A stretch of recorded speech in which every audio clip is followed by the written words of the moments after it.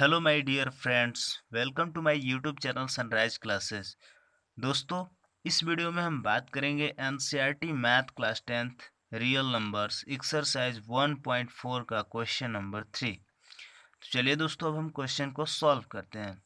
दोस्तों, क्वेश्चन है कुछ वास्तविक संख्याओं के दशमलव प्रसार नीचे दर्शाए गए हैं।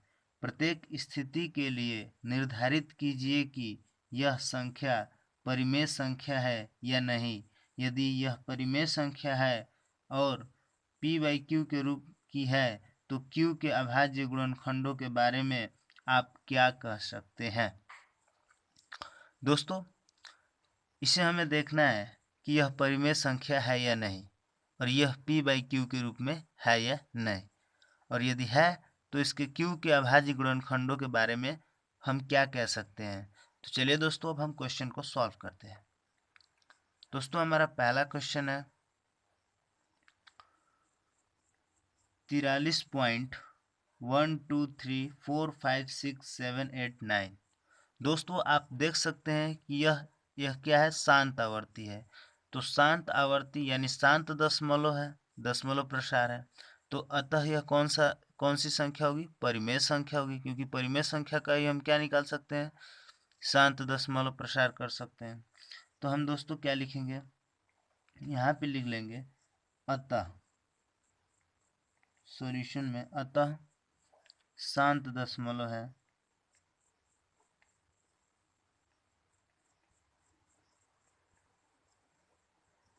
शांत दशमलव है, यह परिमेय संख्या को दर्शाती है। यह परिमेय संख्या को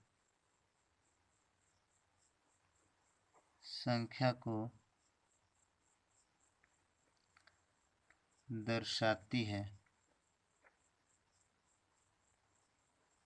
ठीक।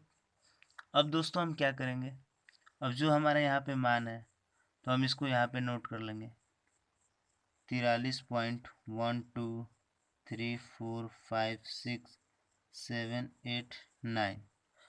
दोस्तों, मैं आप लोगों को एक दिखाता हूँ। जैसे मान लीजिए दोस्तों, अगर यहाँ पे हो 486, एग्जाम्पल है, एक छोटा सा एग्जाम्पल मैं आपको समझा रहा हूँ। 4869/1000। अगर हमें इसको दशमलव में बदलना हो तो हम क्या करते हैं, जितना जीरो रहता है नीचे उतने अंक के पहले हम क्या लगा देते हैं, दशमलव लगा देते हैं।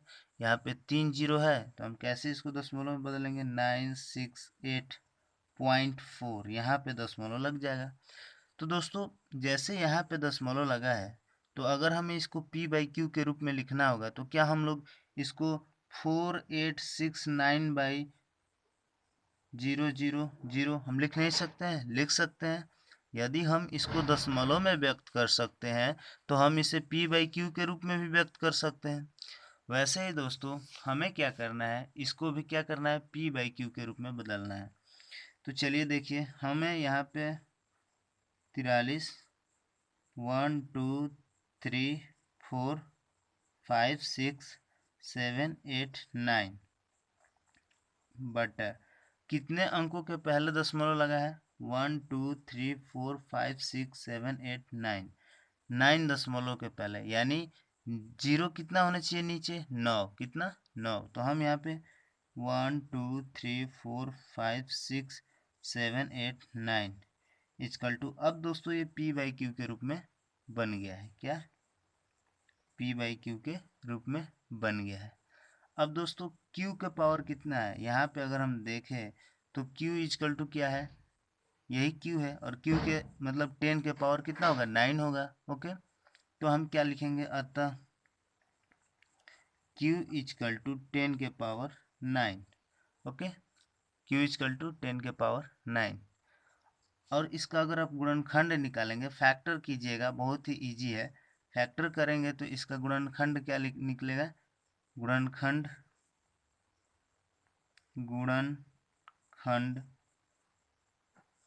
क्या होगा, 2 के पावर 3 इंटू 5 के पावर 9। ओके दोस्तों, तो इस तरह से ये 2 इंटू 5 के रूप में है। तो ये है दोस्तों परिमेय संख्या, और इसे हम पी बाई क्यू के रूप में भी बदल सकते हैं, और इसको हम क्या कर सकते हैं, इसको हम इसके बारे में हम ये भी कह सकते हैं कि यह एक शांत दशमलव है और यह एक परिमेय संख्या है। ओके, तो चलिए दोस्तों इसी तरह से हम इसको सॉल्व करेंगे। नेक्स्ट क्वेश्चन देखते हैं। नेक्स्ट क्वेश्चन दोस्तों, नेक्स्ट क्वेश्चन के बारे में हम बात करें तो आप देख सकते हैं, सबसे पहले तो मैं आपको ये बता दूं कि अशांत आवर्ती में भी दो दो तरह के आवर्ती होते हैं, जैसे अशांत आवर्ती और एक अशांत अनावर्ती। तो दोस्तों अशांत आवर्ती और अशांत अनावर्ती में क्या अंतर है, मैं अभी आपको बता दूं। जैसे दोस्तों कोई संख्या है और उसमें हम डिवाइड करते हैं, तो बार बार जो भागफल आता है बार बार, तो वो हमारा क्या होता है, वो हमारा होता है आवर्ती, यानी अशांत आवर्ती। वो परिमेय संख्या होता है दोस्तों। लेकिन जो चेंजिंग होता जाए, एक जैसा ना है, उससे भी उससे बड़ा होकर बनता जाए, उससे हम बोलते हैं अशांत अनावर्ती। चलिए देख लेते हैं थोड़ा कुछ। जैसे मान लीजिए कि हमारा है शांत आवर्ती और अशांत आवर्ती। तो शांत आवर्ती तो आप जानते ही हैं किसे कहते हैं, जैसे हम लोगों ने अभी ये किया, ये हुआ शांत आवर्ती। अब अशांत आवर्ती में दो तरह के होते हैं, एक अशांत आवर्ती और एक अशांत अनावर्ती। तो अशांत आवर्ती क्या होता है, जैसे मान लीजिए कि हम 10 में 3 से डिवाइड करते हैं, किसमें, 10 में 3 से डिवाइड। मान लीजिए ये यहाँ पे देखिए 10 में 3 से डिवाइड देते हैं, तो 3 3 जा 9, कितना हुआ 1, दशमलव लगाएंगे, फिर जीरो बढ़ाएंगे, 3 3 जा 9, फिर 1, फिर जीरो बढ़ाएंगे, 3 3 जा 9, फिर 1, फिर जीरो लगाएंगे, 3 3 जा 9, फिर यहाँ पे 1। तो दोस्तों यह प्रक्रिया बार बार चलती रहेगी, बार बार 3 आता रहता है, देखिए यहाँ पे, फिर 3 3 3, ये प्रक्रिया मतलब एक ही चीज़, मतलब एक ही चीज़, एक ही संख्या बार बार आती है। तो दोस्तों हम इसको शॉर्टकट में क्या लिखते हैं, जैसे अगर हमें लिखना हो तो हम लिखते हैं 3.3 के ऊपर बार। ओके, इसे बार बोलते हैं। तो दोस्तों इसे हम बोलते हैं क्या, अशांत आवर्ती। क्या, अशांत आवर्ती। और एक होता है अशांत अनावर्ती, जो चेंजिंग होता रहता है, जैसे कुछ चेंजिंग हो होकर बढ़ते जाएगा, उसे हम बोलते हैं दोस्तों अशांत अनावर्ती।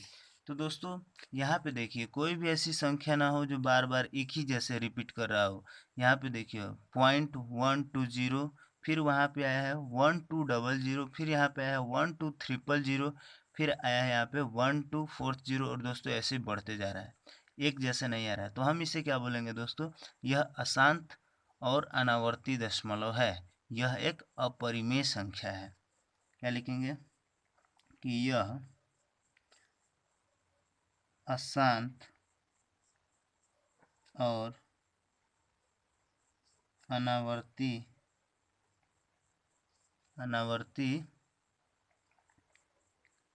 दशमलव है। यह अतः यह अपरिमेय, यह एक अपरिमेय संख्या है, अपरिमेय संख्या है। ओके, अब दोस्तों हम नेक्स्ट चलते हैं। दोस्तों इस क्वेश्चन को करने से पहले मैं आपको एक एग्जांपल देता हूँ, वही वाला एग्जांपल जो मैं पीछे दिया हूँ। तो दोस्तों बहुत ही इजी है, और आपको मैं इस एग्जांपल के माध्यम से अच्छी तरह से समझा सकता हूँ। तो देखिए दोस्तों, मान लीजिए कि मैं 10 में 3 से, अन्य बहुत सारी ऐसी संख्या है जो बार बार रिपीट होती हैं, तो चलिए मैं यही लेता हूँ, बहुत सिंपल है। मान लीजिए 3 से हम 10 में क्या करते हैं, डिवाइड देते हैं, तो 3 3 जा 9, तो यहाँ पे क्या बचेगा, 1 बचेगा। अब तो दोस्तों इसमें डिवाइड नहीं जाएगा, तो हम क्या करेंगे, यहाँ पे दशमलव लगाएंगे और एक जीरो लगाएंगे। यहाँ पे 3 3 जा 9, फिर 1 बचा, फिर हम यहाँ पे जीरो ले लेंगे, फिर 3 3 जा 9। ओके, फिर यहाँ पे देखिए, फिर यहाँ पे 1 बचा, फिर 0, 3 3 जा 9, फिर 1, फिर 0, 3 3 जा 9।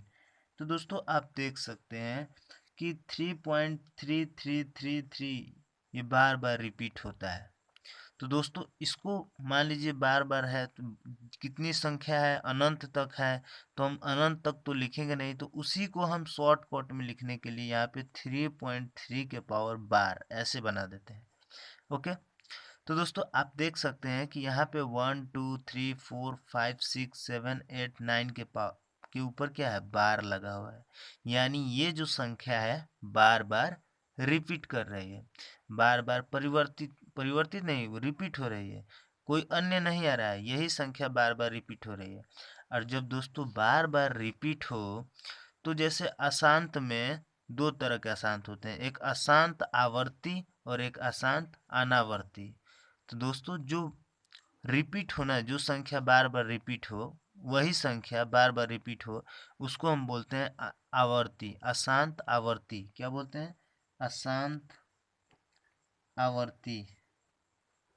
और दोस्तों जो चेंजिंग होता जाए, मतलब जो बढ़ता जाए, जैसे कि हमने पिछले क्वेश्चन को देखा था, अभी जो क्वेश्चन था 0.12 012 इसका सेकेंड नंबर क्वेश्चन, तो उसमें देखिए बढ़ता जा रहा है, जीरो बढ़ता जा रहा है, उसको हम बोलते हैं अशांत अनावर्ती। तो दोस्तों ये है अशांत आवर्ती। और दोस्तों हम एक तो शांत आवर्ती को और एक अशांत आवर्ती को हम p/q के रूप में लिख सकते हैं, ये परिमेय संख्या होती है। तो दोस्तों हम क्या बोलेंगे इसके बारे में कि इसका जो प्रसार है अशांत आवर्ती है। क्या है? अशांत आवर्ती है। इसका प्रसार, इसका प्रसार अशांत, अशांत आवर्ती है। ओके, इसलिए यह परिमेय संख्या है।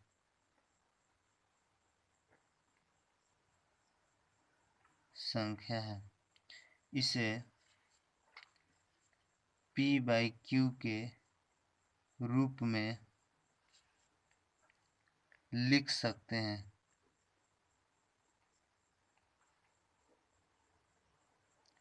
और दोस्तों एक बात और, जैसे मान लीजिए तो ये तो अशांत आवर्ती है ना, अगर शांत आवर्ती होता तो शांत आवर्ती में केवल 2 × 5 का ही फैक्टर मिलता है, 2 × 5 का ही फैक्टर मिलता है।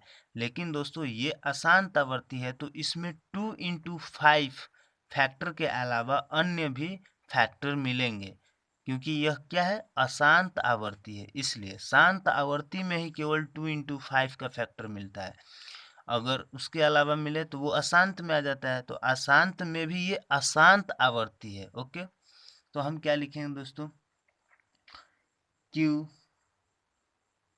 Q बराबर, यानी जिसके गुणनखंड, Q मतलब क्या है, हर Q जिसके गुणनखंड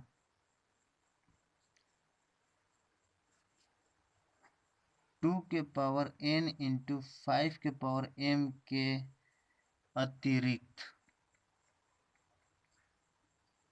अतिरिक्त अन्य गुणनखंड भी होंगे। ओके, तो दोस्तों इस तरह से इस क्वेश्चन को हम सॉल्व कर देंगे और इसके बारे में हम ऐसे ही लिख देंगे और ये क्वेश्चन आपका सॉल्व हो जाएगा। आई होप दोस्तों आप सभी क्वेश्चन को अच्छी तरह से समझ लिए होंगे। दोस्तों यदि आप हमारे चैनल पर पहली बार आए हैं तो प्लीज़ चैनल को सब्सक्राइब कीजिए। Thanks for watching this video, like, subscribe and share. Thank you.